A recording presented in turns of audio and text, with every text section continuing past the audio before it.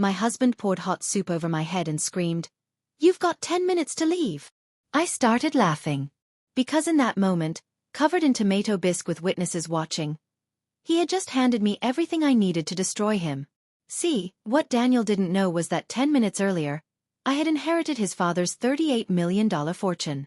The house he was throwing me out of? It was mine. The family who tortured me for 15 years?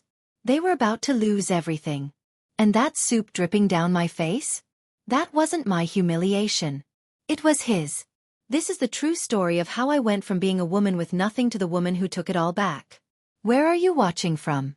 Drop your country in the comments. And if you've ever felt trapped by someone who made you feel worthless, hit that like button. Subscribe because part 2 gets even crazier. Share this with someone who needs to hear that escape is possible. My name is Eleanor, and this is how I survived 15 years of hell and came out on top. My name is Eleanor, and I need to tell you something important. Sometimes the prettiest boxes contain the ugliest surprises. I learned that the hard way. I met Daniel at a coffee shop on a rainy Tuesday. He wore an expensive suit and had a smile that made my heart jump. He bought my coffee, asked about my work as a teacher, and listened like every word I said was pure gold. For 3 months he was perfect. Flowers every Friday. Long walks in the park. He told me I was beautiful, smart, and special. When he proposed on a beach at sunset, I cried happy tears. I thought I had won the lottery of life. The wedding was huge and fancy. Daniel's family had money, the kind of money that makes people stare. His mother, Margaret, wore a white dress to my wedding. Yes, white. The same color as my dress. When I saw her, my stomach twisted, but Daniel just laughed and said, "That's just mom being mom." I should have run right then. But I didn't know how to read the warning signs yet. After the honeymoon, Daniel said we would live in his family's mansion. Just until we find our own place, he promised. The mansion was enormous, with marble floors and paintings worth more than cars. Margaret lived there too, along with Daniel's father, Richard, and Daniel's 2 brothers, Marcus and James. "Welcome to the family," Margaret said when we arrived. Her smile didn't reach her eyes. "We have rules here, Eleanor. I hope Daniel explained them to you." He hadn't. The rules started small.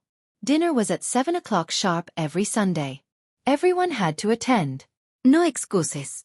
Margaret sat at the head of the table like a queen, and Richard sat at the other end, quiet as a ghost. Daniel and his brothers sat on one side. I sat alone on the other. The first Sunday dinner, Margaret looked at the chicken I brought. "What is this?" she asked, poking it with her fork. "Roasted chicken with herbs," I said, trying to sound confident. "It's my grandmother's recipe." Margaret laughed. Not a happy laugh.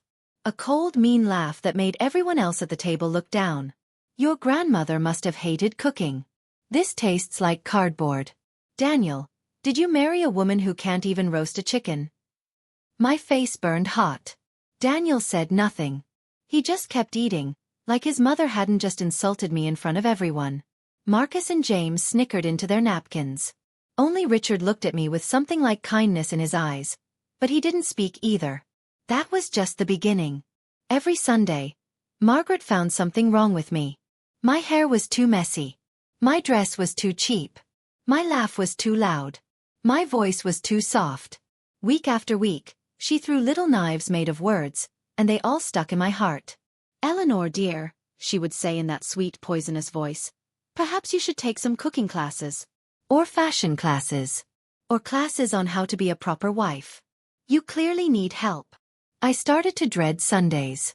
I would wake up with my stomach in knots, knowing that in a few hours, I would sit at that table and be torn apart piece by piece. I begged Daniel to let us skip dinner, just once. "We can't disappoint Mother," he said. "Family is everything." But what about me? Wasn't I family now too? 6 months after the wedding, Daniel said I should quit my teaching job. "You don't need to work," he said. "I make plenty of money.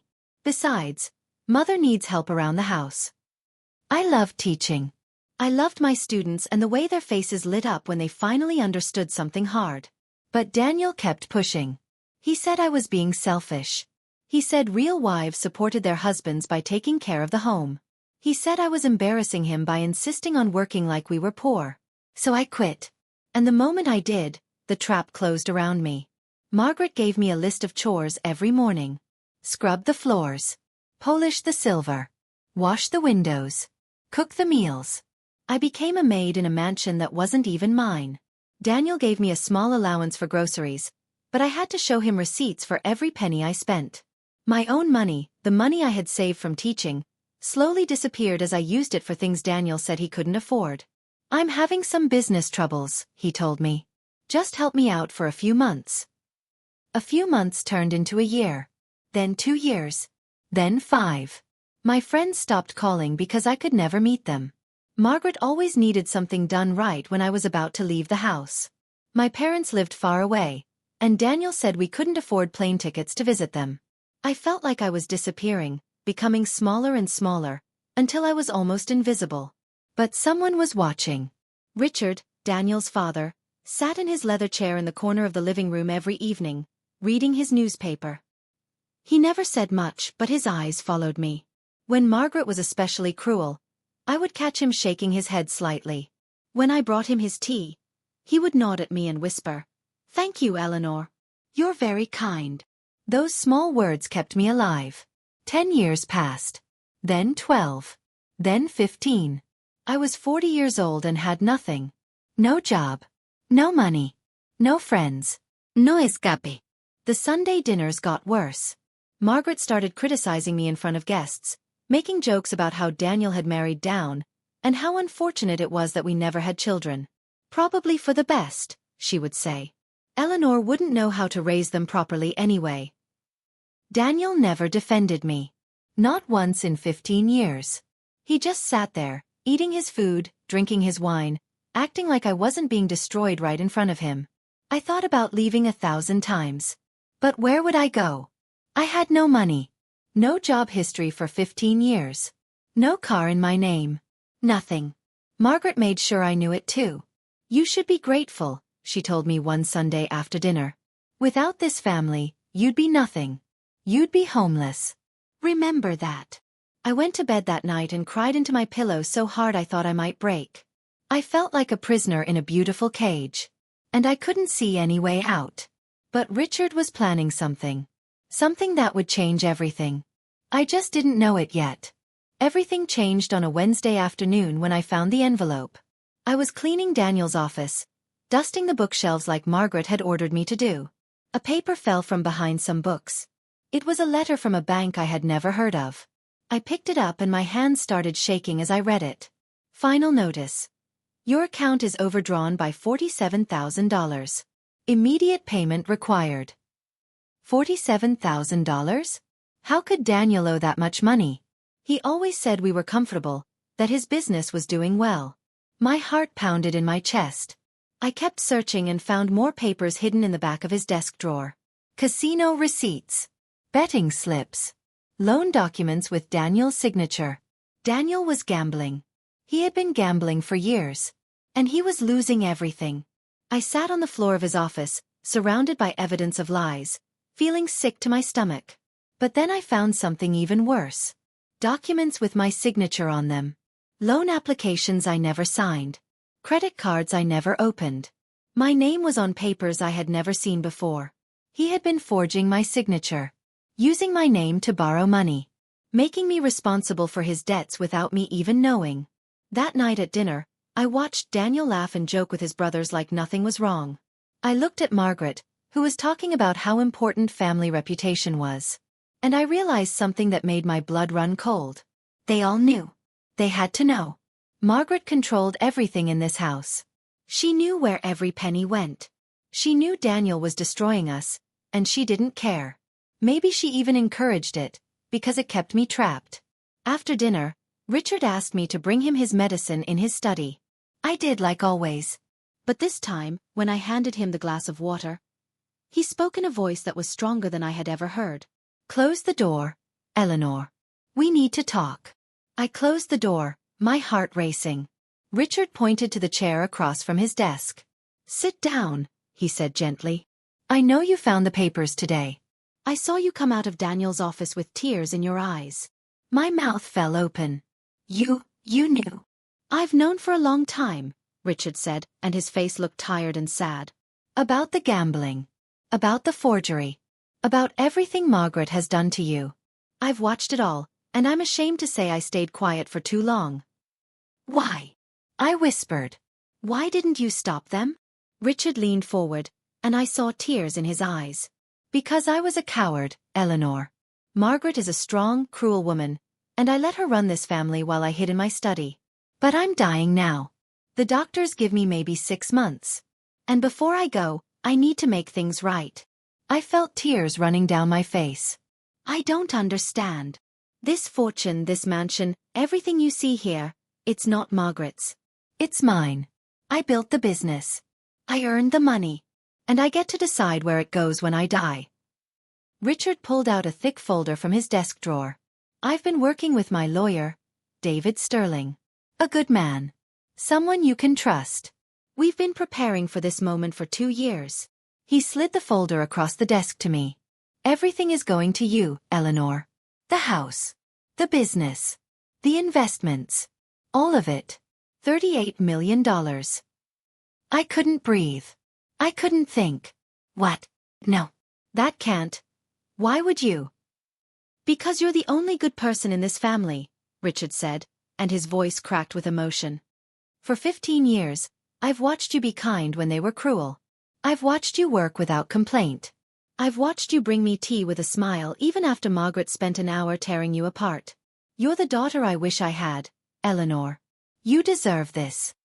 I was crying so hard I could barely speak. But Margaret, Daniel, they'll fight this. They'll say I tricked you or...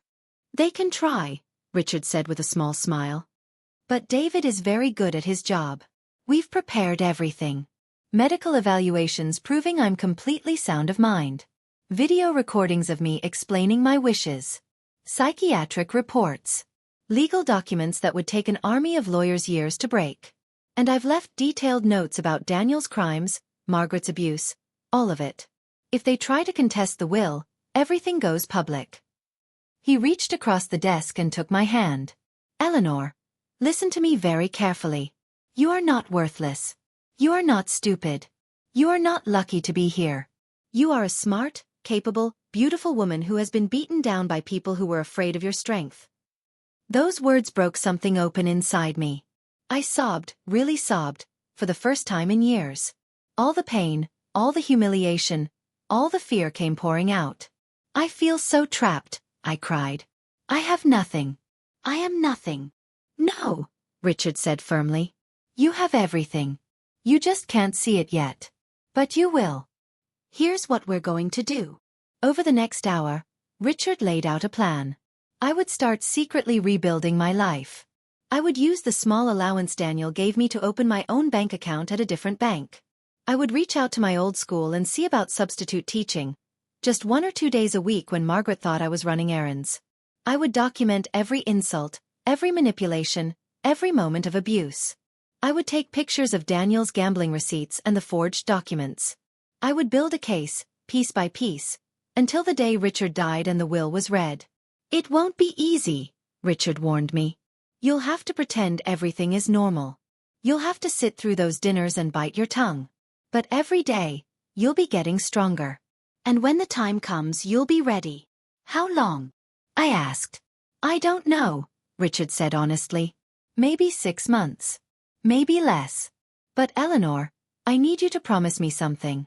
When I'm gone and you have the power, don't let guilt make you weak. Don't let them manipulate you into giving them anything. They don't deserve your mercy. Promise me. I looked into his kind, tired eyes. I promise. That night, lying in bed next to Daniel who was snoring after too much wine, I felt something I hadn't felt in 15 years. Hope. The next morning, I started my secret life. I opened a bank account at a small branch across town, using my grandmother's maiden name. I bought a cheap phone with cash and hid it in a box of tampons under the bathroom sink where Daniel would never look. I called my old school and talked to the principal, who remembered me and said she would love to have me back as a substitute teacher. Life got complicated, I told her. But I'm ready to come back now. She didn't ask questions.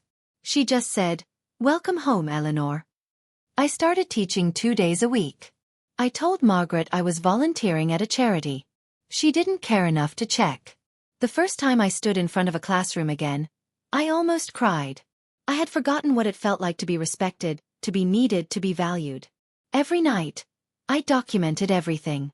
I took pictures of the loan papers with my phone. I recorded Margaret's insults on voice memos. I wrote down dates and times and exact words.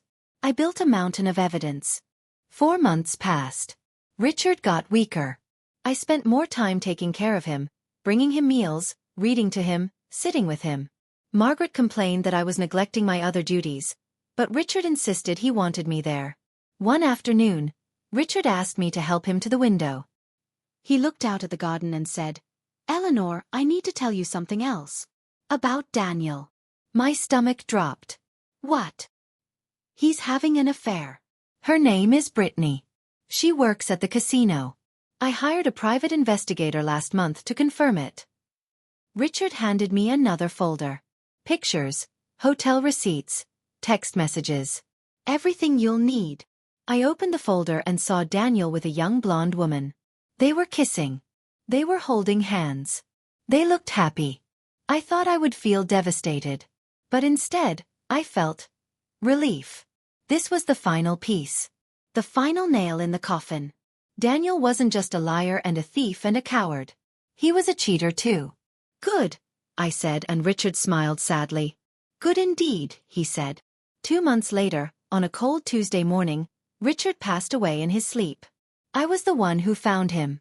I sat with him for a long time, holding his hand, crying for the only person in this house who had ever shown me kindness.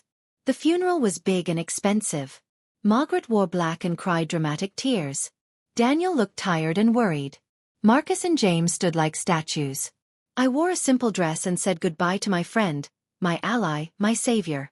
3 days after the funeral, we all gathered in David Sterling's office for the reading of the will.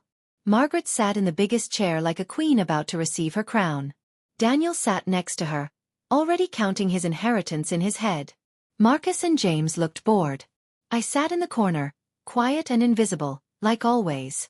David Sterling opened the folder and began to read. And Margaret's face went white. Everything was about to change. David Sterling's voice filled the office as he read Richard's will.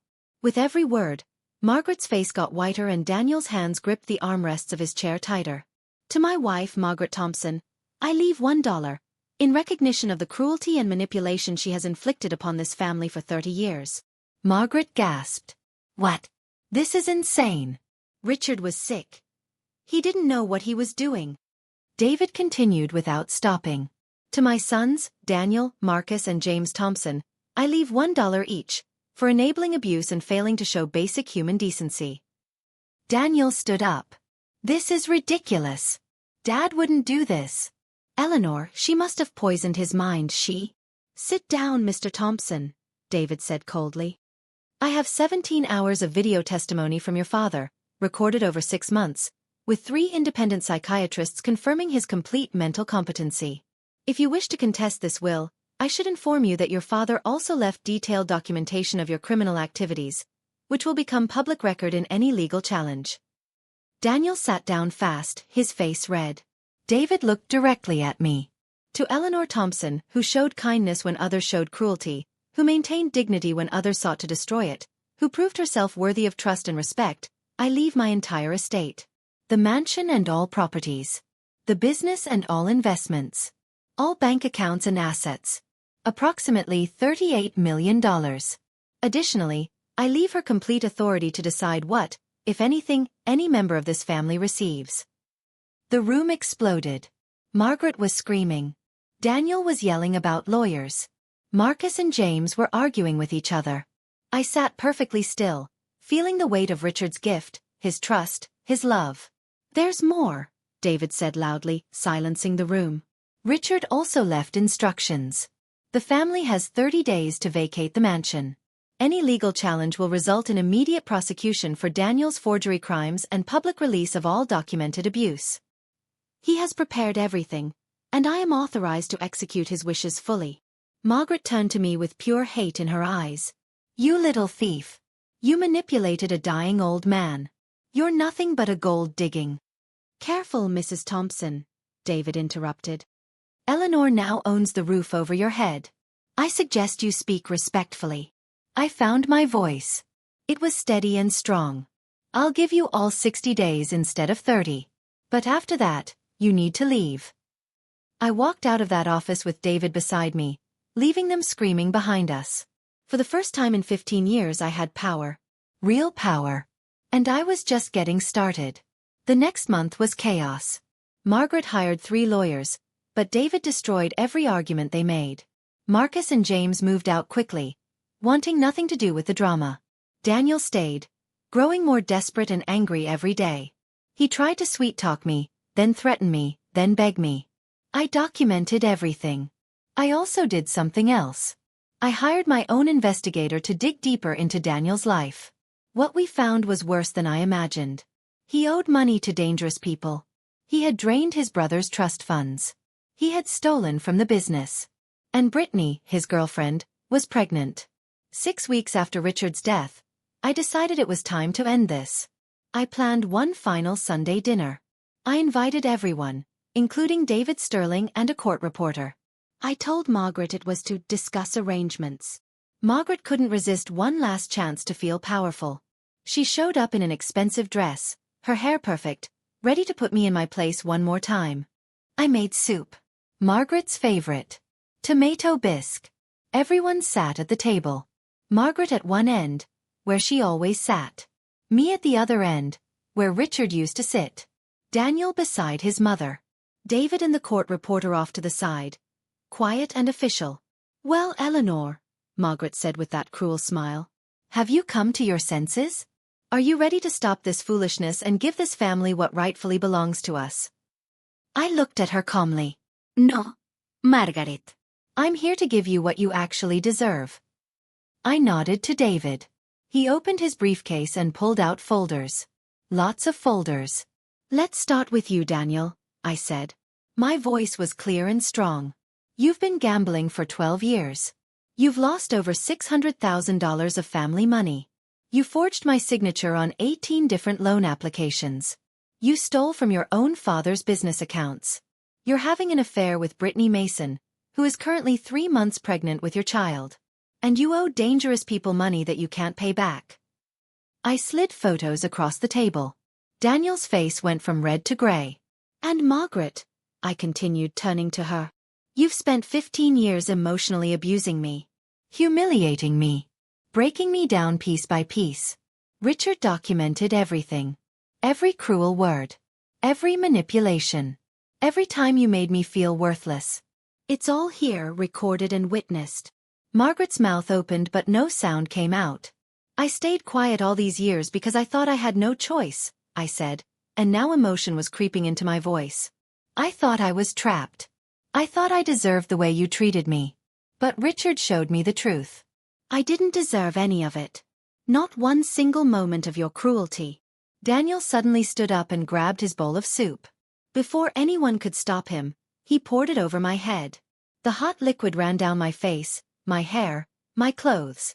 You've got 10 minutes to pack your things and leave, he screamed. 10 minutes.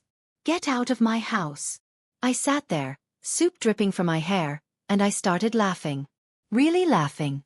The court reporter was writing everything down. David was already on his phone, calling the police. Your house, I said, wiping soup from my eyes. Daniel, you don't own anything anymore. This is my house. And you just assaulted me in front of witnesses. I stood up, soup still dripping from my clothes, and I felt powerful. Truly powerful. You're right about one thing though. 10 minutes. You and Margaret have 10 minutes to take whatever you can carry and leave. The locks will be changed in 11 minutes. If you're still here, the police will remove you. David has already filed restraining orders. Margaret finally found her voice. You can't do this. We have rights. We have. You have nothing, I said quietly. Nothing but the consequences of your own actions. For 15 years, you told me I was worthless. You told me I should be grateful. You told me I was nothing without this family. But the truth is, you were nothing without Richard's money. And now it's mine. Daniel lunged at me, But David and the court reporter stepped between us. The police arrived moments later. They had been waiting outside, ready. I watched from the window as Margaret and Daniel were escorted from the house, carrying small bags of belongings. Margaret was crying, her makeup running down her face. Daniel was shouting threats that everyone ignored. The doors closed behind them. The locks clicked. And for the first time in 15 years, the mansion was quiet and peaceful. The next months were a whirlwind. Daniel was arrested for forgery and fraud. He lost his business license and went to trial. Margaret lost all her social standing when the abuse documentation went public. Their wealthy friends abandoned them one by one. Marcus and James apologized to me, admitting they had been afraid of their mother their whole lives. I settled the lawsuits quickly. I gave them each enough money to start over, but nothing close to what they wanted. Daniel got help for his gambling addiction in prison. Margaret moved to a small apartment across town. I heard she got a job for the first time in her life. But I didn't spend my time thinking about them. I had work to do. I started the Richard Thompson Foundation for Abuse Survivors. We help people who are trapped like I was. We provide legal aid to fight abusive partners. We offer housing for people who have nowhere to go. We give job training for people who lost their careers. We pay for therapy for people who need to heal. I went back to teaching full-time. I bought a smaller, warmer house near the school. I reconnected with my parents and my old friends. I started painting again, something I loved as a child but had forgotten. I traveled to places I had only dreamed about. I lived. Every year on Richard's birthday, I visit his grave and thank him. Thank him for seeing me when I was invisible. Thank him for believing in me when I didn't believe in myself. Thank him for giving me not just money, but something more valuable. The truth about my own worth. People ask me if I feel guilty. If I think about Margaret and Daniel and wonder if I was too harsh. The answer is no. Guilt is what abusers use to keep you trapped. Guilt is what makes you think you deserve the pain they give you. I don't feel guilty for protecting myself. I don't feel guilty for seeking justice. I don't feel guilty for building a life where I'm respected and free. I think about the woman I was 15 years ago, sitting at that table, letting Margaret tear me apart while I said nothing. I want to go back and hug her and tell her it gets better. Tell her she's stronger than she knows. Tell her to start planning her escape right now, today, this very moment. But I can't go back. None of us can. We can only go forward. So I'm telling you this story instead. If you're reading this and you feel trapped, if someone is breaking you down piece by piece, if you think you have no way out, I want you to know something. You are not worthless. You are not stupid. You are not lucky to be there. You are valuable and strong and deserving of respect. The voice in your head that says you deserve the abuse? That's not your voice. That's their voice. And it's lying. Start planning. Start documenting. Start reaching out. Find your ally, even if it's just one person. Open a secret bank account. Keep evidence. Build your escape plan one small step at a time. It might take months or years, but every step toward freedom matters. And when you finally break free, when you finally stand up and say, no more, you'll discover something amazing. The power was always inside you. You just couldn't see it yet. They took 15 years from me. But they didn't take everything. They didn't take my kindness. They didn't take my strength. They didn't take my future. And they didn't take my voice. I'm Eleanor Thompson. I survived coercive control, financial abuse, and 15 years of cruelty. I fought back, I won, and now I help others do the same. If you're trapped, please don't wait as long as I did. Reach out. Call a domestic violence hotline.